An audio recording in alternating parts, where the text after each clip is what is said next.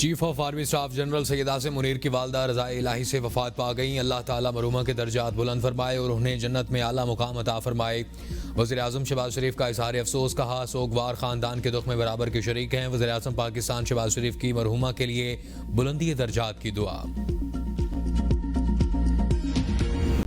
बानी पीटीआई से मुलाकात के बाद मीडिया टॉक पर पाबंदी आयद। इस्लामाबाद हाई कोर्ट ने हफ्ते के 2 दिन मंगल और जुमेरात के रोज मुलाकात बहाल कर दी। कायम मुकाम chief justice Sarfraz Dogar, justice Arbab Mohammad Tahir, justice Mohammad Azam पर मुश्तमिल लार्जर बेंच ने दरख्वास्तों पर समाअत की। वकील जेल सुपरिटेंडेंट अडियाला ने बताया, दिसंबर तक इसी SOP के तहत जेल मुलाकातें करवाई जाती रही हैं। जनवरी के बाद बानी पीटीआई का स्टेटस अंडर ट्रायल कैदी से सजा याफ्ता कैदी बन गया।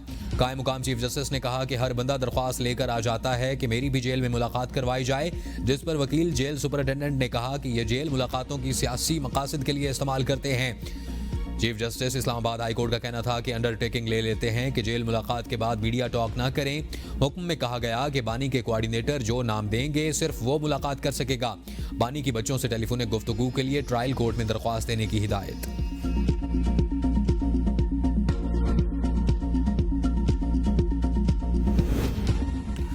बानी पीटीआई के वकील फैसल चौधरी की सलमान अकरम राजा और वकला पर कड़ी तनकीद। कहा, उन्हें सियासत का पता नहीं, वकला को सियासी सूरत हाल को भी देखना चाहिए था। सलमान अकरम राजा समेत बहुत सारे वकला को सियासत का तजुर्बा नहीं। फैसल चौधरी का बानी से मुलाकात के बाद मीडिया टॉक पर पाबंदी के फैसले को चैलेंज करने का ऐलान। एक ट्वीट में कहा, इस्लामाबाद हाई कोर्ट का हुक्म आईन पाकिस्तान और कानून की सरीहन खिलाफ वर्जी है। कोई अदालत बानी, उनके खानदान या दीगर अफराद के हक तकरीर बैन नहीं कर सकती। किसी शख्स को यह हक हासिल नहीं कि वो तमाम की तरफ से कोई ऐसी वाहियात जमानत दे जिससे बानी का पैगाम अवाम तक ना पहुंच सके। ऐसा कोई हुक्म हमारे लिए काबिल कबूल नहीं।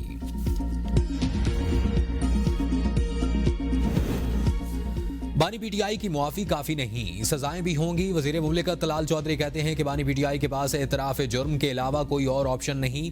दहशतगर्दी के खिलाफ किरदार अदा करने में पीटीआई सबसे पीछे है। बातचीत मुल्की मफाद पर हो सकती है, जाती मफाद पर नहीं। वजीर आजम शहबाज शरीफ ने बलोचिस्तान में सबको साथ बिठाया। कौमी सलामती कमेटी के इजलास में भी कोशिश की गई कि सब शरीक हों। पीटीआई क्यों कौमी सलामती के इजलास में शिरकत नहीं की? नेशनल एक्शन प्लान के तहत चीजें चल रही हैं। रोजाना की बुनियाद पर सैकड़ों इंटेलिजेंस बेस्ड ऑपरेशन होते हैं।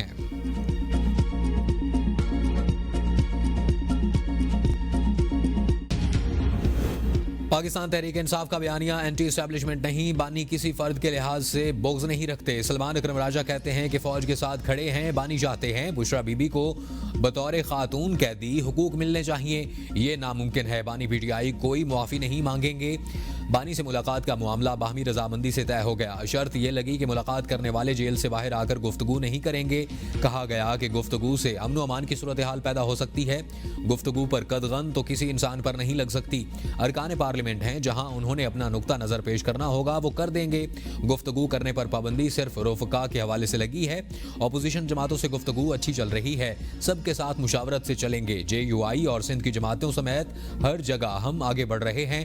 23 मार्च खुशी का दिन था, लेकिन घरों पर छापे मारे गए। लाहौर में तो केक तक नहीं काटने दिया गया।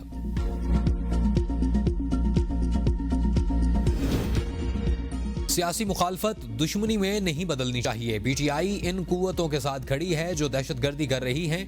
मुशीर वज़ीर आज़म राना सनाउल्ला कहते हैं कि कौमी सलामती कमेटी इजलास में आर्मी चीफ ने कहा कि गलत फैसले करने वालों का मुहासबा कर रहे हैं, आप भी करें।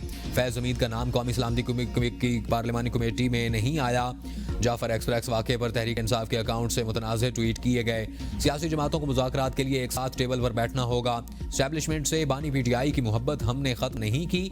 9 मई पर मुआफ़ी मांगें तो कोई ना कोई गुंजाइश हो सकती है। वज़ीर आला KP के अली अमीन की ऑपरेशन पर कोई पोजीशन नहीं, वो सिर्फ सियासी बयान देते हैं। बानी पीटीआई 9 मई वाक़यात पर मुआफ़ी क्यों मांगें, इस बात की मुझे समझ नहीं। पीटीआई रहनुमा रऊफ हसन की प्रोग्राम बदलों में गुफ्तगू। कहा, मुआफ़ी तब मांगी जाती है जब आपने कोई काम किया हो या सबूत मौजूद हो। हमने मुतादिद बार यह मुतालबा किया कि 9 मई वाक़यात पर जुडिशल कमीशन बनाया जाए। मौलाना फजलुर रहमान के साथ इत्तफाक राय पैदा करने की कोशिश कर रहे हैं। आइन की बहाली से मुतालिक पीटीआई और JUI मुत्तफिक हैं। इस्लामाबाद हाई कोर्ट के हुक्म के बावजूद बानी से मुलाकात की इजाज़त नहीं दी गई। अली अमीन गंडापुर बानी पीटीआई से मुलाकात करने की कोशिश कर रहे हैं। अली अमीन गंडापुर को अभी तक मुलाकात की इजाज़त नहीं मिली। बतौर वज़ीर आला अली अमीन के इदारों के साथ राब्ते होते हैं। दहशतगर्दी के हवाले से इत्तफाक राय की ज़रूरत है। हुकूमत दहशतगर्दी के बजाय PTI को ख़त्म करने में मसरूफ़ है।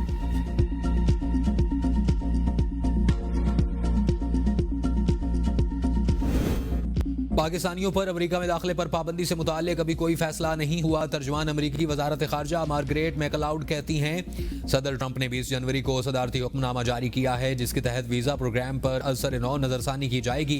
फैसले का मकसद अमेरिका को गैर मुल्की दहशतगर्दों से महफूज रखना है। वीज़ा पाबंदियों के लिए मुख्तलिफ मुल्कों से मुताल्लिक मालूमात का तबादला किया जा रहा है। सदर ट्रंप ने स्टेट यूनियन से खिताब में पाकिस्तान के ताउन को सराहा था। अमेरिका में आबाद पाकिस्तानी मुआशरे का अहम हिस्सा है। अमेरिका में दाखिले की दरख्वास्त देना हो तो दरख्वास्त दहिंदा को तमाम बातें दुरुस्त बतानी चाहिए। गैर कानूनी तौर पर अमेरिका में दाखिले की सूरत में सजा मिलेगी।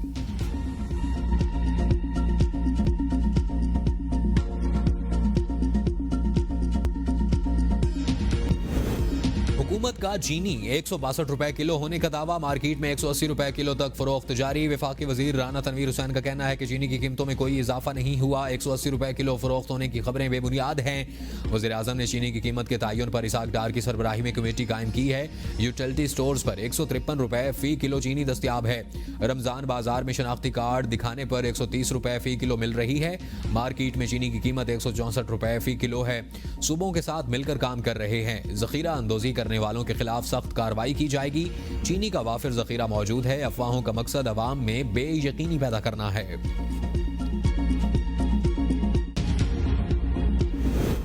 वज़ीर आज़म की रमजान रिलीफ पैकेज का थर्ड पार्टी ऑडिट करवाने की हिदायत। वज़ीर आज़म की ज़ेर सदारत prime minister Ramzan relief package 2025 के हवाले से जायजा इजलास ब्रीफिंग में बताया गया कि अब तक 63% मुस्तहकीन को रकम पहुंचाई जा चुकी है। रिलीफ पैकेज के हवाले से 2224 मुलाजमीन ड्यूटी पर मामूर हैं। वज़ीर आज़म ने कहा कि रमजान पैकेज पूरे पाकिस्तान बशमूल गिलगित बल्तिस्तान और आज़ाद जम्मू और कश्मीर के लिए बिला तफरीक मुतारिफ करवाया गया। पैकेज को शफाफ बनाने के लिए स्टेट बैंक, नादरा और टेक इदारों की काविशें लायक तहसीन हैं। रमजान रिलीफ पैकेज में पैसे मुस्तहकीन तक डिजिटल वॉलेट के जरिए पहुंचाए जा रहे हैं। वज़ीर आज़म का आगाही मुहिम को मजीद मुअस्सर बनाने और इस हवाले से जामिया रिपोर्ट तरतीब देने का भी हुक्म। चीनी की कीमत और वज़रा की तनख्वाहें शहबाज स्पीड से बढ़ रही हैं। मुशीर इत्तलात खैबर पख्तूनख्वा बैरिस्टर सैफ की वफाकी हुकूमत पर कड़ी तनकीद। कहा चीनी की मिलें हुकूमत की हैं, इसलिए कीमतें बढ़ाई जा रही हैं। खाम चीनी दरामद करने का शहबाज शरीफ हुकूमत का फैसला चीनी माफिया को एक और नाजायज़ फ़ायदा पहुँचाने की मुजरमाना कोशिश है। हुक्मरान शुगर माफिया ने नाजायज़ मुनाफा से अपनी ईद मीठी और महंगाई के मारे अवाम की ईद भी की कर दी। वज़ीर आला सिंध सैयद मुराद अली शाह ने 30 जामियात के 30,000 तलबा को स्कॉलरशिप्स देने का ऐलान कर दिया। वज़ीर आला सिंध का कहना था कि हुकूमत सिंध डिजिटल तालीम और हुनरमंदी में इनकलाबी इक़दाम कर रही है। वज़ीर आला का कहना था कि डिजिटल महारतें सिंध की समाजी और इक़्तिसादी तरक्की में अहम किरदार अदा करेंगी।